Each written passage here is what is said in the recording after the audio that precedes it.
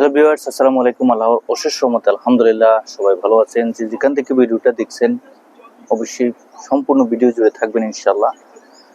দেখেন, রোমানিয়ার ভিসা নিয়ে আজকে ভিডিওর মধ্যে আপনাদের সাথে কিছু তথ্য, কিছু কথা অবশ্যই শেয়ার করব। এর মধ্যে উল্লেখযোগ্য যে বিষয়টা, দেখেন আমরা বাংলাদেশ থেকে যারাই আবেদন করতে চাচ্ছি, বর্তমানে ইন্ডিয়া থেকে যে স্লটগুলো অ্যাপয়েন্টমেন্টের যেই বিষয়টা, সেটা কিন্তু খুবই সীমিত আকারে। অনেক সময় ইন্ডিয়ার ভিসা পাওয়াকে কেন্দ্র করে বা অ্যাপয়েন্টমেন্ট ডেট সময় মতো পেলেও এক পর্যায়ে কিন্তু সঠিক সময় উপযোগী হয়ে ওঠে না। কারণ হচ্ছে ইন্ডিয়ার ভিসার সমস্যা, সাথে সাথে অ্যাপয়েন্টমেন্টের যে ডেটটা দেওয়া হয় ওই ডেট বা তারিখ অনুযায়ী সময় উপযোগী ওই ডেটটা বা তারিখ বা সময় উপযোগীও কিন্তু আপনার ইন্ডিয়ার ডেটটা পাওয়া যায় না। সর্বোপরি সর্বদিক থেকে আসলে কিন্তু একটা সমস্যা লেগেই থাকে। তো এই পর্যায়ে এসে যাদের দেখা গেছে যে আপনার অ্যাপয়েন্টমেন্টের বিষয় প্লাস হচ্ছে ইন্ডিয়ার ভিসাকে কেন্দ্র করে সর্বদিক থেকে ঠিক রেখে যদি কেউ ভিসা নিতে পারে, হয়তো বা উনি গিয়ে বা ইন্ডিয়াতে গিয়ে ভিসা অ্যাপ্লিকেশনটা সাবমিশন করা যাচ্ছে। বর্তমানে রোমানিয়ার ভিসা বিভিন্ন দেশ থেকে যেই সমস্যাটা, সেটা হচ্ছে অনেক দেশেই কিন্তু বর্তমানে আপনার ভিসা অ্যাপ্লিকেশন সাবমিশন করা যাচ্ছে না। বিশেষ করে মালয়েশিয়া থেকে যে বড় একটা পরিবর্তন এসেছে, এটা সম্পর্কে আমরা অনেকেই জানি না। আজকে আমি আপনাদেরকে এই বিষয় সম্পর্কেও কিছু কথা তুলে ধরবো। দেখেন, মালয়েশিয়াতে আমরা যারা আছি এখান থেকে অনেকেই চাচ্ছি যে ইউরোপে যাওয়ার জন্য। তো সেই হিসাবে বিগত সময় থেকে বিগত বছরগুলোতে আমরা অনেকেই কিন্তু রোমানিয়ার জন্য আবেদন করেছি, অনেকেই রোমানিয়া ভিসা প্রসেসিং করেছি। হঠাৎ করে এম্বাসির অ্যাপয়েন্টমেন্ট যে ডেটটা আছে সেটা কিন্তু পরিবর্তন করে দিয়েছে। আর এই পরিবর্তনটা হয়েছে শুধুমাত্র আমাদের বাংলাদেশিদের বিভিন্ন সমস্যার কারণেই। আমরা অনেকেই হিউজ পরিমাণ অনেক ধরনের ফাইল জমা দিয়েছি, অনেক ধরনের ফাইল জমা দিয়ে বর্তমানে কিন্তু এই সমস্যাটা সৃষ্টি হয়েছে।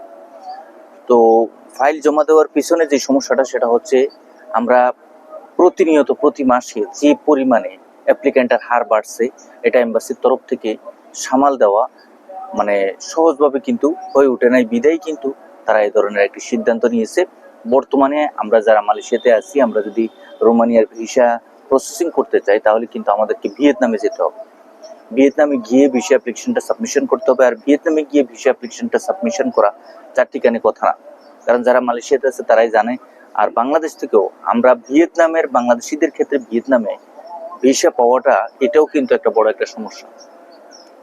ভিয়েতনামের ভিসাটাও কিন্তু খুব সহজভাবে পাওয়া যাচ্ছে না, যার কারণে ভিসা অ্যাপ্লিকেশন সাবমিশন করার ক্ষেত্রে এই যে পরিবর্তনটা, মানে ভিয়েতনামে রোমানিয়ার এম্বাসিতে গিয়ে আপনাকে ফাইল সাবমিশন করতে হবে।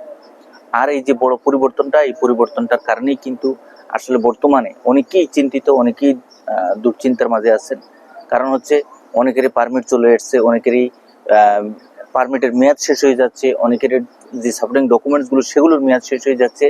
এখন না পারতেছেন বাংলাদেশে অ্যাপয়েন্টমেন্ট নিতে, না পারতেছেন মালয়েশিয়াতে ভিয়েতনামের যে এম্বাসি রয়েছে সেখানে ভিসা নিয়ে গিয়ে ভিসা অ্যাপ্লিকেশন সাবমিশন করতে। সর্বোপরি এই বিষয়গুলো কিন্তু বিশাল একটা জটিলতার সৃষ্টি করেছে। তো যাই হোক ভাই, বর্তমান সুযোগ সুবিধা অনুযায়ী আপনাকে সবসময় চিন্তা ভাবনা করে সামনে অগ্রসর হতে হবে। কারণ আমরা অনেকেই বর্তমানে যে পারমিট যে ডকুমেন্টসগুলো আমরা নিয়ে এসেছি, সবাই কিন্তু একটা দুশ্চিন্তার মাঝে আছি, আবার অনেকে প্রসেসিং অবস্থায় আছি। তো এখন বিষয় হচ্ছে যে যেখান থেকে যেভাবে আপনারা প্রসেসিং অবস্থায় আছেন বা সর্বোপরি আপনারা যেখান থেকে যেভাবে আপনারা প্রসেসিং করতে চান, অবশ্যই আপনাকে একটা বিষয় লক্ষ্য রাখতে হবে যে আপনি জমা দেওয়ার পূর্ববর্তী পর্যায় থেকে বর্তমানে এই বিষয়গুলো সম্পর্কে আপনাকে খেয়াল রাখতে হবে। হয়তোবা আপনার এই ফাইলটা আপনি ভিয়েতনামে সাবমিশন করতে পারবেন, অথবা করতে পারবেন না। এখন ভিয়েতনামের ভিসা নিয়ে যে সমস্যাটা, সেটা বাংলাদেশিদেরকে সহজে দেয় না।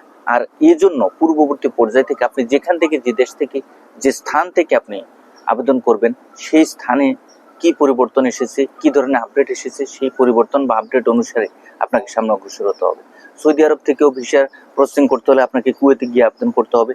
আবার কাতার থেকে অনেক লম্বা সময়, আবার কুয়েত থেকে অনেক, দুবাই থেকে অনেক লম্বা সময়, ওমান থেকেও লম্বা সময়। এই যে পরিবর্তনগুলো কিন্তু আসলে বোঝা যায় যে রোমানিয়া ভিসা কার্যক্রম ঠিকই আছে, কিন্তু তাদের এই এম্বাসিগুলোর পরিবর্তন হয়ে গেছে বিশাল বড় আকারে। শুধুমাত্র একটি দেশ কুয়েত থেকে কিন্তু ভিসা পরিমাণটা ভালো আছে। যারা এই আবেদন করবেন অবশ্যই আপনি একটি বিষয় লক্ষ্য রাখবেন, যদি কুয়েতে আপনার রেসিডেন্টজারি হয়ে থাকেন বা আপনার বৈধভাবে আপনি সেখানে বসবাসরত থেকে থাকেন, তাহলে অবশ্যই আপনি কুয়েত থেকে আপনি রোমানিয়ার উদ্দেশ্যে বর্তমানে আবেদন করতে পারবেন। তো যাই হোক, যারা যেখান থেকে যেভাবে, বাংলাদেশ থেকে হোক, বাংলাদেশ থেকে হলেও কিন্তু আপনি রোমানিয়ার ইন্ডিয়ার এম্বাসির আপডেট জানতে হবে।